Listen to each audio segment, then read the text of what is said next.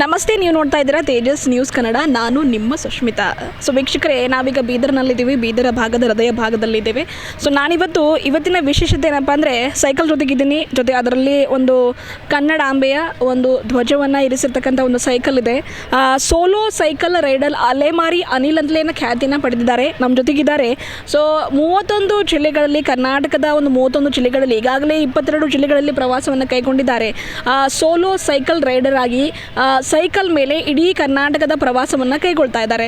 So ಯಾವ ಒಂದು ಉದ್ದೇಶದೊಂದಿಗೆ ಅಂದರೆ, ನಮ್ಮ ಇಡೀ ಒಂದು ವಿಶ್ವದಲ್ಲಿಯೇ ಕರ್ನಾಟಕವನ್ನು, ನಮ್ಮ ರಾಜ್ಯವನ್ನು ಪ್ರಕಾಶಮಾನವಾಗಿಸಬೇಕು ಎನ್ನುವ ಉದ್ದೇಶದೊಂದಿಗೆ, ಒಂದು ಒಳ್ಳೆಯ ಉದ್ದೇಶದೊಂದಿಗೆ ಈ ಒಂದು ಸೋಲೋ ಸೈಕಲ್ ಪ್ರವಾಸವನ್ನು ಕೈಗೊಳ್ತಾ ಇದ್ದಾರೆ. ಸೊ ನಮ್ಮೊಂದಿಗಿದ್ದಾರೆ ಅಲೆಮಾರಿ ಅನಿಲ್ ಅವರು. ಅವರೊಂದಿಗೆ ಮಾತನಾಡೋಣ. ಸರ್ ನಮಸ್ತೆ. ನಮಸ್ತೆ.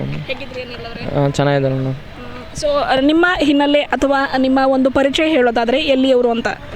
ನಾನು ದಾವಣಗೆರೆಯಿಂದ. ನಾನು ಈ ಸೈಕಲ್ ರೈಡ್ ಸ್ಟಾರ್ಟ್ ಮಾಡಿದ್ದು ಜುಲೈ 1ನೇ ತಾರೀಕಿಂದ ಶುರು ಮಾಡಿದ್ದು. ಸುಮಾರು ಈಗ 4ರಿಂದ 5 ತಿಂಗಳಾಯಿತು.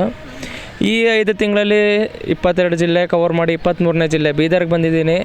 ಈಗ ಸರಿಸುಮಾರು 8,000 ಚಿಲ್ಲರೆ ಕಿಲೋಮೀಟರ್ ಕವರ್ ಮಾಡಿದ್ದೀನಿ ಈಗಾಗಲೇ ಸೈಕಲ್ ಮೇಲೆ. ಇನ್ನು ಉಳಿದ ಅರ್ಧ ಕರ್ನಾಟಕ ಅನ್ನೋದಕ್ಕಿಂತ ಇನ್ನು ಉಳಿದ 7-8 ಜಿಲ್ಲೆಗಳು ಆದಷ್ಟು ಬೇಗ ಮುಗಿಸ್ಕೊಂಡು ನನ್ನ ನೇಟಿವ್ ಪ್ಲೇಸ್ ದಾವಣಗೆರೆಗೆ ತಲುಪಬೇಕು ಅನ್ನೋದು ನೆಕ್ಸ್ಟ್ ಇದೆ. ಏನು ಮಾಡ್ಕೊಂಡಿದ್ರಿ ದಾವಣಗೆರೆಯಲ್ಲಿ? ಎಜುಕೇಷನ್ ವೈಸ್ ನೋಡೋದಾದ್ರೆ ಏನು ಮಾಡ್ಕೊಂಡಿದ್ರಿ? ನಾನು ಇಂಜಿನಿಯರಿಂಗ್ ಸ್ಟೂಡೆಂಟ್ ದಾವಣಗೆರೆಯಲ್ಲಿ. ಇಂಜಿನಿಯರಿಂಗ್ ಓದ್ಕೋತಾನೆ, ಇದು ಒಂದಿರಲಿ ಅಂತ ಹೇಳಿ ಮಾಡ್ತಾ ಇರೋದು. ಒಂದು ಹೇಳೋದಾದರೆ ಯಾಕೆ ಅನ್ನಿಸ್ತು ನಿಮ್ಗೆ, ಲೈಕ್ ನಾನು ಸೈಕಲ್ ರೈಡ್ ಮಾಡಬೇಕು ಅಂತ ಅನ್ನೋದಾದರೆ ಯಾವಾಗ ಬಂತು ಈ ಯೋಚನೆ, ಯಾಕೆ ಬಂತು ಅಂತ ಹೇಳೋದಾದರೆ? ಸೈಕಲ್ ರೈಡ್ ಮಾಡೋದೊಂದು ಯೋಚನೆ ಅಂತ ಏನಿಲ್ಲ. ಸೈಕಲಲ್ಲಿ ಮಾಡೋದಕ್ಕಿಂತ ಬೈಕಲ್ಲೂ ಮಾಡೋದಿತ್ತು. ಬೈಕಲ್ಲಿ ಬೇಡ, ಸೈಕಲಲ್ಲಿ ಎದಕ್ಕೆ ಮಾಡಬೇಕು ಅಂತ ಹೇಳಿದ್ರೆ ಖರ್ಚಿಲ್ಲ, ಆರೋಗ್ಯದಲ್ಲಿ ಸಮಸ್ಯೆಗಳು ಜಾಸ್ತಿ ಬರೋದಿಲ್ಲ. ಆ ರೀತಿಯಿಂದ ಹೆಲ್ತ್ಗೋಸ್ಕರ ಸೈಕಲ್ ಚಾಯ್ಸ್ ಮಾಡಿ. ಈಗ ಸೈಕಲ್ ರೈಡ್ ಅಂದಾಕ್ಷಣ ಮತ್ತೊಂದು ಪ್ರಿಕಾಷನ್ಸ್ ಇರ್ಬೋದು, ಹೆಲ್ತ್ ಇಶ್ಯೂ ಮತ್ತೊಂದು. ಬಿಕಾಸ್ ಇಡೀ ಕರ್ನಾಟಕದಲ್ಲಿ ನೀವು ಸೈಕಲಲ್ಲೇ ತಿರುಗೋದಾದರೆ ಸೊ ಏನೆಲ್ಲ ಹೆಲ್ತ್ ಇಶ್ಯೂ ಉಂಟಾ, ಅಥವಾ ಪ್ರಿಕಾಷನ್ಗೋಸ್ಕರ ಹೆಲ್ತ್ ಇಶ್ಯೂ ಆದಾಗ ಏನೆಲ್ಲ ನೀವು ಪ್ರಿಕಾಷನ್ ತೊಗೋತೀರಾ, ಹೆಲ್ತ್ ಹೇಗೆ ನೋಡ್ಕೋತೀರಾ ಅಂತ ಹೇಳೋದಾದರೆ? ಇಲ್ಲ, ಆದಷ್ಟು ಮೆಡಿಕೇಷನ್ಸ್ ಯೂಸ್ ಮಾಡ್ತೀನಿ, ಬಟ್ ಕಮ್ಮಿ ಮೆಡಿಕೇಷನ್ಸ್ ಯೂಸ್ ಮಾಡ್ತಾಯಿದ್ದೆ. ಅದ್ರ ಮೇಲೆ ಡಿಪೆಂಡ್ ಆಗ್ಬಿಡ್ತೀವಿ ನಾವುಗಳು. ಹಾಗಾಗಿ ಜಾಸ್ತಿ ಮೆಡಿಕೇಷನ್ಸ್ ಯೂಸ್ ಮಾಡೋದಿಲ್ಲ. ಕೆಲವೊಮ್ಮೆ ಭಾಳ ಸೀರಿಯಸ್ ಏನಾದರೂ ಇದ್ದರೆ ಹಾಸ್ಪಿಟ್ಲಿಗೆ ಹೋಗಿ ತೋರಿಸ್ಕೊಂಡು ಬರ್ತೇನೆ. ಈಗ ಸೈಕಲ್ ಮೇಲೆ ರೈಡ್ ಮಾಡಿದ ತಕ್ಷಣ ಅಲ್ಲಲ್ಲಿ ಎಲ್ಲಿ ಉಳ್ಕೊಳ್ಳೋ ವ್ಯವಸ್ಥೆ ಇರ್ಬೋದು, ಪ್ರತಿಯೊಂದು ಜಿಲ್ಲೆಗೆ ಹೋಗ್ತೀರಿ, ಅಲ್ಲಲ್ಲಿ ಜಿಲ್ಲೆಗಳಲ್ಲಿ ಕರ್ನಾಟಕ ಧ್ವಜ ನೋಡಿದ ತಕ್ಷಣ ಭಾಳ ಒಳ್ಳೆಯ ರೆಸ್ಪಾನ್ಸ್ ಕೂಡ ನೀಡಬಹುದು. ಸೊ ನಿಮ್ಮದೇ ಆದ ಒಂದಿಷ್ಟು ಖರ್ಚು ವೆಚ್ಚಗಳಿರ್ತವೆ, ಊಟದ ವ್ಯವಸ್ಥೆ ಆಗಿರ್ಬೋದು, ಎಲ್ಲಿ ಉಳ್ಕೊಳ್ಬೇಕು ಅಂತಕ್ಕಂಥದ್ದು, ಅಥವಾ ಏನು ಪ್ಲ್ಯಾನ್, ಲೈಕ್ ನಿಮ್ಮದು ಹೆಂಗಿದೆ ಇದು ಶೆಡ್ಯೂಲ್, ಯಾವ ರೀತಿ ಇರುತ್ತೆ, ಲೈಕ್ ಯಾವ ರೀತಿ ಟೈಮಿಂಗ್ ಹೋಗೋದಾಗಿರ್ಬೋದು, ಎಲ್ಲಿ ಹಾಲ್ಟ್ ಮಾಡಬೇಕು, ಯಾವಾಗ ಹಾಲ್ಟ್ ಮಾಡಬೇಕು ಅನ್ನೋದ್ರ ಶೆಡ್ಯೂಲ್ ಬಗ್ಗೆ ಹೇಳೋದಾದರೆ? ಮೇಡಮ್, ನಾನು ಡೈಲಿ ನನ್ನ ರುಟೀನ್ ಏನು ಅಂತ ಹೇಳಿದ್ರೆ, ಬೆಳಗ್ಗೆ 4:15 ಗಂಟೆಗೆ ಎದ್ದು ಫ್ರೆಶ್ ಅಪ್ ಆಗಿ ಒಂದು ಸ್ವಲ್ಪ ಹೊತ್ತು ಕೂತು 6 ಗಂಟೆಗೆ ಚಾಲೂ ಮಾಡಿದ್ರೆ ಟಿಫನ್ ಮಾಡಿಕೊಂಡು ಮತ್ತೆ ಸಂಜೆ 7 ಗಂಟೆ 5ರಿಂದ 7 ಗಂಟೆ ಅಷ್ಟರಲ್ಲಿ ನಾನು ಜಾಗ ಹುಡ್ಕೋತೀನಿ. ಜಾಗ ಯಾವ ಥರ ಅಂದರೆ police station, fire station, NCC camp ಆ ಥರ ಎಲ್ಲ ಇರ್ತದೆ. ಅದು ಬಿಟ್ಟರೆ ದೇವಸ್ಥಾನ, ಮಠ, ಕೆಲ ಹಾಸ್ಪಿಟ್ಲ್ಗಳಲ್ಲೂ ಉಳ್ಕೊಳ್ಳೋ ಪರಿಸ್ಥಿತಿಗಳು ಬರುತ್ತೆ, ಕೆಲವು ಅನಾಥಾಶ್ರಮಗಳಲ್ಲೂ ಉಳ್ಕೊಳ್ಳೋ ಪರಿಸ್ಥಿತಿ ಬರುತ್ತೆ. ಬಟ್ ಆ ಸ್ಥಳದ ಮೇಲೆ ಡಿಪೆಂಡಾಗಿ ಸೇಫ್ ಅನಿಸಿದ್ರೆ ಮಾತ್ರ ಉಳ್ಕೊತೀನಿ. ಎಲ್ಲೂ ಜಾಗ ಸಿಕ್ಕಿಲ್ಲ. ನನ್ನ ಕಡೆ ಟೆಂಟ್ ಇದೆ, ಆ ಟೆಂಟ್ನ ಯೂಸ್ ಮಾಡ್ಕೊಂಡು ನಾನು ಸ್ಟೇ ಮಾಡ್ತಾ ಇದ್ದೀನಿ. ಹೆಂಗಿದೆ ಸರ್? ಈಗಾಗಲೇ ನೀವು 22 ಜಿಲ್ಲೆಗಳಿಗೆ ಹೋಗಿದ್ರಿ, ಯಾವ ರೀತಿ ರೆಸ್ಪಾನ್ಸ್ ಜನ ನೀಡಿದರು ನಿಮಗೆ, ಪ್ರೋತ್ಸಾಹ ಯಾವ ರೀತಿ ನೀಡಿದರು? ಅಂದರೆ ತುಂಬ ಜನ ತುಂಬ ರೀತಿ ನೋಡ್ತಾರೆ. ತುಂಬ ಜನ ಹೆಂಗೆ ನೋಡ್ತಾರೆ ಅಂದರೆ ಒಳ್ಳೆ ದೃಷ್ಟಿಯಿಂದ ನೋಡೋರು ಇರ್ತಾರೆ, ಕೆಟ್ಟ ದೃಷ್ಟಿಯಿಂದ ನೋಡೋರು ಇರ್ತಾರೆ. ಆದರೆ ನನ್ನ ಕರ್ನಾಟಕದಲ್ಲಿ ಸಿಕ್ಕಿದ್ದೆಲ್ಲ ಸರಳತೆ ಮನುಷ್ಯರು, ಅಂದರೆ ಎಲ್ಲ ಒಳ್ಳೆ ದೃಷ್ಟಿಯಿಂದ ನೋಡಿದವರು ಸಿಕ್ಕಿದ್ದು. ಇನ್ನೊಂದು ಹೇಳೋದಾದರೆ, ಲೈಕ್ ನೀವು ಹೇಳಿದಾಗೆ ಒಬ್ಬೊಬ್ಬರು ಒಂದೊಂದು ದೃಷ್ಟಿಲಿ ನೋಡ್ತಾರೆ ಅಂತ. ಸೊ ಒಬ್ರು ಹೇಳ್ತಾರೆ ಲೈಕ್ ಚೆನ್ನಾಗಿ ಮಾಡ್ತಾಯಿದೆ ಅಂತ ಪ್ರೋತ್ಸಾಹ ನೀಡೋರು ಕೂಡ ಇದ್ದಾರೆ. ಯಾಕೆ ಬೇಕು ನಿಮಗೆ ಈ ರೀತಿ ಅಂತ ಹೇಳೋದು ಇದ್ದಾರೆ. ಸೊ ಆ ಇದರಲ್ಲಿ ನೋಡೋದಾದರೆ ಯಾವುದು ನಿಮಗೆ ಜಾಸ್ತಿ ತಟ್ಟಿತು ಅಂತ? ಅಂದರೆ ಜನ ಹೇಳ್ತಾರೆ ನೋಡಿ, ಜನ ಒಳ್ಳೇದಿದ್ರು ಹೇಳ್ತಾರೆ, ಕೆಟ್ಟದಿದ್ರು ಹೇಳ್ತಾರೆ. ಬಟ್ ನಾವು ಮಾಡೋ ಕೆಲಸದಲ್ಲಿ ಆಸಕ್ತಿಯಾಗಿದ್ದರೆ ಅದು ನಾಳೆ ಅದೇ ಕೆಲಸನೇ ಒಳ್ಳೆತನ ತೋರಿಸ್ಬೋದು ಅಂತ ನಾನು. ಈಗ ಪ್ರತಿಯೊಂದು ಜಿಲ್ಲೆಗೆ ಭೇಟಿ ನೀಡಿದಾಗ ಅಲ್ಲಿರ್ತಕ್ಕಂಥ ಕೆಲವರು ಆಯಾ ಕ್ಷೇತ್ರದ ಶಾಸಕರು ಇರ್ತಾರೆ, ಆಯಾ ಕ್ಷೇತ್ರದ ಜನಪ್ರತಿನಿಧಿಗಳು, ಲೀಡರ್ಸ್ಗಳು ಅಂತ ಇರ್ತಾರೆ. ಅವರಿಂದ ಯಾವ ರೀತಿ ನಿಮಗೆ ಸಪೋರ್ಟ್ ಸಿಕ್ತು ಅಂತ ಹೇಳೋದಾದರೆ? ಇಲ್ಲ, ನಾನು ಆದಷ್ಟು ಅವ್ರುಗಳನ್ನ ಭೇಟಿ ಮಾಡಬೇಕು ಅಂತ ಹೋಗ್ತೀನಿ. ಆದರೆ ಅವ್ರುಗಳು ಯಾರೂ ಸಿಗೋದಿಲ್ಲ, ಸಿಕ್ಕರೂ ನೀಟಾಗಿ ರೆಸ್ಪಾನ್ಸ್ ಮಾಡೋದಿಲ್ಲ. ಅವ್ರುಗಳ ಬಗ್ಗೆ ನಾನು ಮಾತಾಡೋಷ್ಟು ದೊಡ್ಡವನಲ್ಲ. ಆದಷ್ಟು ಇನ್ನು ನೋಡ್ತೀನಿ, ಇನ್ನು ಉಳಿದ ಜಿಲ್ಲೆಗಳಲ್ಲಿ ಭೇಟಿ ಮಾಡೋ ಪ್ರಯತ್ನ ಪಡ್ತೀನಿ.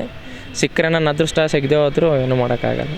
ಈಗ ಸೈಕಲ್ ರೈಡ್ ಅನ್ನೋದು ಸರ್ವೇ ಸಾಮಾನ್ಯ ಅಲ್ಲ, ಪ್ರತಿಯೊಂದು ಜಿಲ್ಲೆಗೆ ಹೋಗಬೇಕಾಗತ್ತೆ, ಇಡೀ ದಿವಸ ನೀವು ಸೈಕಲ್ ಪೆಡಲನ್ನು ತುಳಿಬೇಕಾಗತ್ತೆ. ಸೊ ನಿಮ್ಮ ಈ ಒಂದು ಡಿಸಿಷನ್ಗೆ ನಿಮ್ಮ ಒಂದು ಪೇರೆಂಟ್ ಆಗಿರ್ಬೋದು, ಕುಟುಂಬಸ್ಥರ ಸಹಕಾರ ಯಾವ ರೀತಿ ಅಂತ?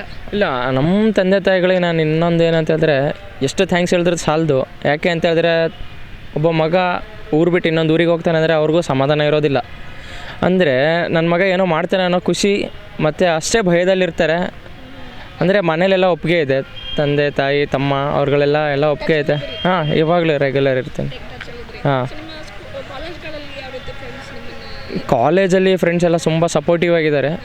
ಹಾಂ, ಈಗ ನಾವು ಒಂದು ವಿಡಿಯೋ ನೋಡಿದ್ದೀವಿ ಸರ್, ನಿಮ್ಮ ಇನ್ಸ್ಟಾ ಐ ಡಿಯಲ್ಲಿ ಒಂದು ವಿಡಿಯೋ, ಲೈಕ್ ನೀವೇ ಕೂತ್ಕೊಂಡು ಸೈಕಲ್ ರಿಪೇರಿ ಏನೋ ಆಗಿದೆ, ಸೈಕಲ್ ರಿಪೇರಿ ಮಾಡ್ತೀರಿ ಅಂತಕ್ಕಂಥ ಸನ್ನಿವೇಶಗಳನ್ನು ಹೆಂಗೆ ಹ್ಯಾಂಡಲ್ ಮಾಡ್ತೀರಿ ಅಂತ? ಇಲ್ಲ ಮೇಡಮ್, ಈಗ ನಾನು ಹೊರಗಡೆ ಬಂದಿದ್ದೀನಿ ಅಂದರೆ ಎಲ್ಲ ನನ್ನ ಮೇಲೆ ಇರುತ್ತೆ. ಅದು ಕಷ್ಟಗಳಾಗಲಿ, ನಷ್ಟ ಆಗಲಿ, ದುಃಖ ಆಗಲಿ, ಸುಖ ಆಗಲಿ ಎಲ್ಲ ನನ್ನ ಕೈಲಿರುತ್ತೆ. ನಾನು ಹೊರಗೆ ಬಂದಿದ್ದೀನಿ ಅಂದಮೇಲೆ ಅದು ನಾನು ಕಲೀಲೇಬೇಕು.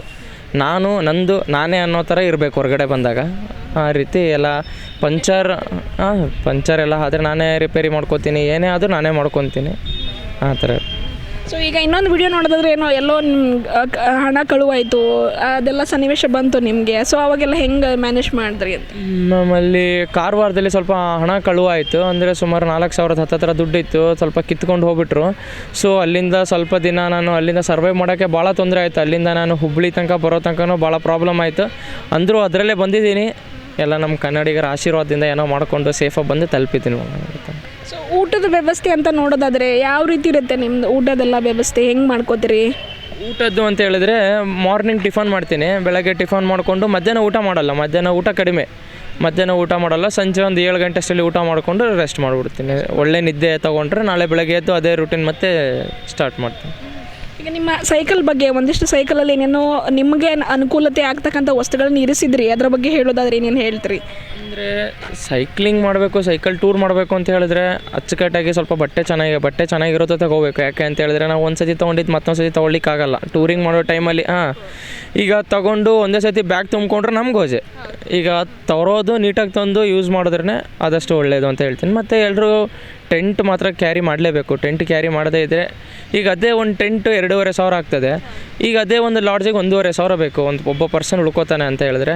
ಹಾಗೆ ನಾನು 5 ತಿಂಗಳಿಂದ ಉಳ್ಕೊತ ಬಂದರೆ ಖರ್ಚು ಉಳಿಯುತ್ತೆ ಟೆಂಟ್ ತೊಗೊಂಡ್ರೆ. ಅಂದರೆ first aid kit, repair kit, puncture kit, 4-5 ಜೊತೆ ಬಟ್ಟೆ ಎಲ್ಲ ಥರನೂ ಆಕ್ಸೆಸರೀಸ್ ಇಟ್ಕೊಂಡೆ ಟ್ರಾವೆಲ್ ಮಾಡ್ತಾ ಇರೋದು. ಸೋಷಿಯಲ್ ಮೀಡಿಯಾ ಎಷ್ಟು ಡೆವಲಪ್ ಆಗಿದೆ ಅಂತ ನಿಮಗೆ ಗೊತ್ತು. ಭಾಳಷ್ಟು ಜನ ಸೋಷಿಯಲ್ ಮೀಡಿಯಾ ಯೂಸ್ ಮಾಡ್ತಾರೆ. ನೀವು ಕೂಡ ಒಂದು ಇನ್ಸ್ಟಾಗ್ರಾಮ್ ಇನ್ಸ್ಟಾಗ್ರಾಮಲ್ಲಿ ಇದ್ದೀರಿ. ಸೊ ನೀವು ಸ್ಟಾರ್ಟ್ ಮಾಡಿದಾಗ ನಿಮ್ಮ ಇನ್ಸ್ಟಾಲಿ ಎಷ್ಟು ಜನ ಫಾಲೋವರ್ಸ್ ಇದ್ದರು, ಈಗ ಎಷ್ಟು ಜನ ಫಾಲೋವರ್ಸ್ ಅಂತ, ಈ ಇಡೀ 4 ತಿಂಗಳಲ್ಲಿ ಎಷ್ಟು ಹೆಚ್ಚಾಗಿದ್ದಾರೆ ಹೆಂಗೆ ಅಂತ? ನಾನು ಮನೆ ಬಿಟ್ಟಾಗ ನನ್ನ ಹತ್ರ ಇದ್ದಿದ್ದು 2,000 ಜನ ಇದ್ದರು. ಇವಾಗ 4,500 ಜನ, ಅಂದರೆ 2,500 ಜನ ಇನ್ಕ್ರೀಸ್ ಆಗಿದೆ. ನೀವು ವಿಡಿಯೋ ಶೇರ್ ಮಾಡಿದರೆ ಇನ್ಸ್ಟಾಗ್ರಾಮಲ್ಲಿ, ಲೈಕ್ ಸೈಕಲ್ ರಿಪೇರಿದಾಗಿರ್ಬೋದು, ಇನ್ನೊಂದು ಹಣ ಕಳ್ತನ ಆಗಿದೆ ಅಂತ ಹೇಳ್ಕೊಳ್ಳೋ ರೀತಿ ಇರ್ಬೋದು. ಸೊ ಇದೆಲ್ಲ ವಿಡಿಯೋಸ್ ಮೇ ಬಿ ಸೋಷಿಯಲ್ ಮೀಡಿಯಾದಲ್ಲಿ ನಿಮ್ಮ ಫ್ಯಾಮಿಲಿಯವ್ರು ಯಾರಾದರೂ ಇದ್ದಿರ್ತಾರೆ, ನೋಡಿರ್ತಾರೆ. ಸೊ ಅವ್ರೇನು ಲೈಕ್ ನಿನ್ಗೆ ಯಾಕೆ ವಾಪಸ್ ಬಾ ಅಂತ ಅಂದಿರೋದು ಇದೆಯಾ ಹೆಂಗೆ ಅಂತ? ಇಲ್ಲ ಮೇಡಮ್, ಅಪ್ಪ ಅಮ್ಮನೇ ಅಂದಿದ್ದಾರೆ ಏನಕ್ಕೆ ಇದು ಸುಮ್ಮನೆ ವಾಪಸ್ ಬಂದುಬಿಡು, ದುಡ್ಡೆಲ್ಲ ಕಳ್ತನ ಆಗುತ್ತೆ ಅಂದರೆ ದುಡ್ಡು ಇಲ್ದೆಲ್ಲ ಹೇಗೆ ಟ್ರಾವೆಲ್ ಮಾಡ್ತೀಯ ಅಂತಲೂ ಹೇಳಿದ್ದಾರೆ ಮನೆಯಲ್ಲಿ. ಸೊ ಅದರಲ್ಲೂ ನಾನು ಏನೇನೋ ಮಾಡಿಕೊಂಡು ಮನೇಲಿ ಮಾತಾಡಿಕೊಂಡು ಸ್ವಲ್ಪ ಹಣ ಹೆಂಗೆಂಗೋ ಮಾಡಿ ಜೋಡಿಸ್ಕೊಂಡು ಟ್ರಾವೆಲ್ ಮಾಡ್ತಾಯಿದ್ದೀನಿ ಇವಾಗೂ. ಬಟ್ ಮನೇಲಿ ಹೇಳ್ತಾರೆ ಸಾಕು ವಾಪಸ್ ಬಂದುಬಿಡು ಅಂತ. ಸೊ ಈಗ 8,000 ಕಿಲೋಮೀಟ್ರಷ್ಟು ನೀವು 22 ಜಿಲ್ಲೆಗಳಲ್ಲಿ ಪ್ರವಾಸ ಕೈಗೊಂಡಿದ್ರಿ. ಸೊ ಎಷ್ಟು ದಿವಸಗಳಲ್ಲಿ ಇದು ನೀವು ಪ್ರವಾಸ ಮಾಡಿದ್ರಿ ಅಂತ? ಇದು ಸುಮಾರು 4 ತಿಂಗಳಾಯಿತು. 4 ತಿಂಗಳಲ್ಲಿ 8,000 ಕಿಲೋಮೀಟ್ರ್ ಕವರ್ ಮಾಡಿರೋದು. ನನ್ನ ಮುಂದಿನ ಪಯಣ ಮೇಡಮ್ ರಾಯಚೂರು, ಬಾಗಲಕೋಟೆ, ಗದಗಿಂದ ಸೀದಾ ಕೆಳಗಡೆ ಮೇಡಮ್, ಅಂದರೆ ಬಳ್ಳಾರಿ, ಕೊಪ್ಪಳ, ದಾವಣಗೆರೆ. ಲೈಕ್ ನಿಮ್ಮ ಸೈಕಲ್ ಮೇಲೆ ನೀವು ಬರ್ಕೊಂಡಿದ್ದೀರಾ ನಿಮ್ಮ ಏನು ಉದ್ದೇಶ ಅಂತ? ಮತ್ತು ಮೂಲ ಉದ್ದೇಶದ ಬಗ್ಗೆ ಹೇಳೋದಾದರೆ?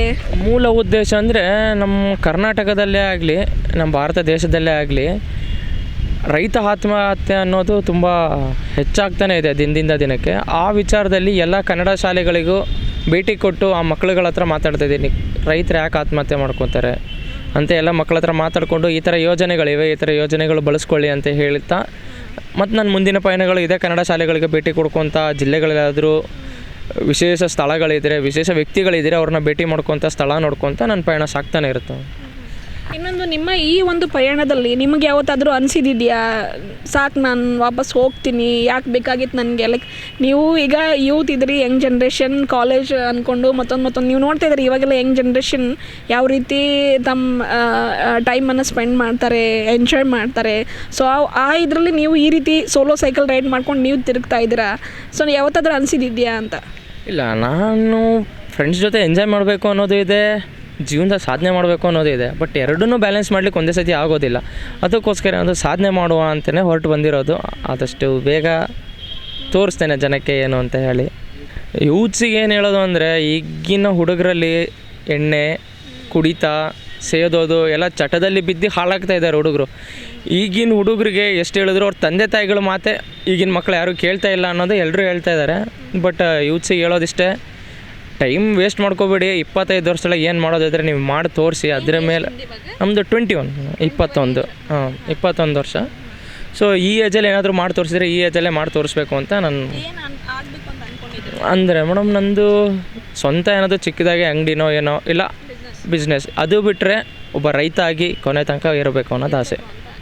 ಎಸ್, ಇದಿಷ್ಟು ಕೂಡ ಈ ಹೊತ್ತಿನ ವಿಶೇಷತೆಯಾಗಿತ್ತು. ಸೋಲೋ ಸೈಕಲ್ ರೈಡರ್ ಒಂದು ಅಲೆಮಾರಿ ಅನಿಲ್ ನಾಯಕ್ ಅವರೊಂದಿಗಿನ ಮಾತುಕತೆಯಾಗಿತ್ತು. ತಮ್ಮ ಒಂದು 22ನೇ ವಯಸ್ಸಿನಲ್ಲಿ ದಾವಣಗೆರೆ ಮೂಲದ ಒಂದು ಅಲೆಮಾರಿ ಅನಿಲ್ ನಾಯಕ್ ಅವರು 22 ಜಿಲ್ಲೆಗಳ ಪ್ರವಾಸವನ್ನು ಕೈಗೊಂಡಿದ್ದಾರೆ. ನಮ್ಮ ಕರ್ನಾಟಕ ರಾಜ್ಯದ ಹಿರಿಮೆ ಗರಿಮೆಯನ್ನು ಪ್ರತಿಯೊಂದು ಜಿಲ್ಲೆಗಳಿಗೂ ಪ್ರವಾಸದ ಮೂಲಕ ಹೋಗಿ ಸಾರ್ತಾ ಇದ್ದಾರೆ. ಜೊತೆಗೆ ಮುಖ್ಯವಾಗಿ ಆಯಾ ಜಿಲ್ಲೆಯ ಒಂದು ಕನ್ನಡ ಶಾಲೆಗಳಿಗೂ ಕೂಡ ಭೇಟಿ ಮಾಡ್ತಾ ಇದ್ದಾರೆ. ಅಲ್ಲಿರ್ತಕ್ಕಂಥ ಮಕ್ಕಳೊಂದಿಗೆ ಮಾತಾಡ್ತಾ ಇದ್ದಾರೆ.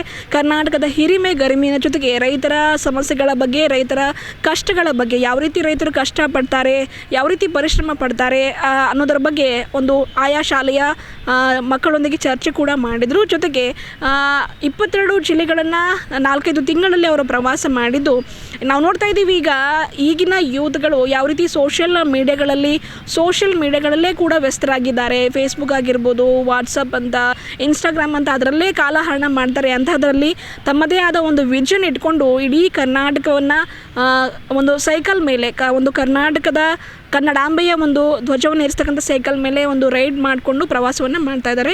ಸೊ ತಮ್ಮದೇ ಆದ ವಿಷನ್ ಕೂಡ ಹೊಂದಿದ್ದಾರೆ. ಮುಂದೆ ನಾನು ಏನಾದರೂ ಕೂಡ ರೈತನಾಗಬೇಕು ಎನ್ನುವ ಒಂದು ಆಶಾಭಾವನೆಯನ್ನು ಕೂಡ ವ್ಯಕ್ತಪಡಿಸಿದ್ದಾರೆ. ಸೊ ಈ ಒಂದು ಪ್ರವಾಸದ ಸಂದರ್ಭದಲ್ಲಿ ಅವರದ್ದೇ ಆದ ಖರ್ಚು ವೆಚ್ಚಗಳಿರ್ತವೆ, ಅವರದ್ದೇ ಆದ ಒಂದು ಮೆಡಿಸಿನ್ ವ್ಯವಸ್ಥೆ ಇರ್ಬೋದು, ಊಟದ ವ್ಯವಸ್ಥೆ ಆಗಿರ್ಬೋದು, ಮತ್ತೊಂದು ಅವರದ್ದೇ ಆದ ಖರ್ಚು ವೆಚ್ಚಗಳಿರ್ತವೆ. ಸೊ ಯಾರೆಲ್ಲ ಈ ಒಂದು ವಿಡಿಯೋ ನೋಡ್ತಾ ಇದ್ದೀರಿ, ಯಾರಿಗೆಲ್ಲ ಇವರಿಗೆ ಸಪೋರ್ಟ್ ಮಾಡಬೇಕು ಹಣದ ಸಹಾಯ ಮೂಲಕ ಅನ್ನೋದಾಗಿದ್ದರೆ ಅವರೆಲ್ಲರೂ ಕೂಡ ನಾನು ಕೆಳಗೆ ಹಾಕಿರ್ತಕ್ಕಂಥ ಒಂದು ಅಲೆಮಾರಿ ಅನಿಲ್ ನಾಯಕ್ ಅವರ ಒಂದು QR ಕೋಡ್ ID ಇದೆ, ಜೊತೆಗೆ ಅವರ ಒಂದು ನಂಬರ್ ಇದೆ. ಈ ಒಂದು ನಂಬರ್ಗೆ ನೀವೆಲ್ಲರೂ ಒಂದು ಹಣದ ಸಹಾಯ ಮೂಲಕ ಪ್ರೀತಿ ಪ್ರೋತ್ಸಾಹವನ್ನು ತೋರಿಸಬೇಕು ಎನ್ನುವಂಥದ್ದು ನಮ್ಮ ಮನವಿಯಾಗಿತ್ತು. ಇದಾಗಿತ್ತು ಇವತ್ತಿನ ವಿಶೇಷತೆ. ನಾನು ಸುಷ್ಮಿತಾ, ತೇಜಸ್ ನ್ಯೂಸಿಂದ. ಧನ್ಯವಾದ.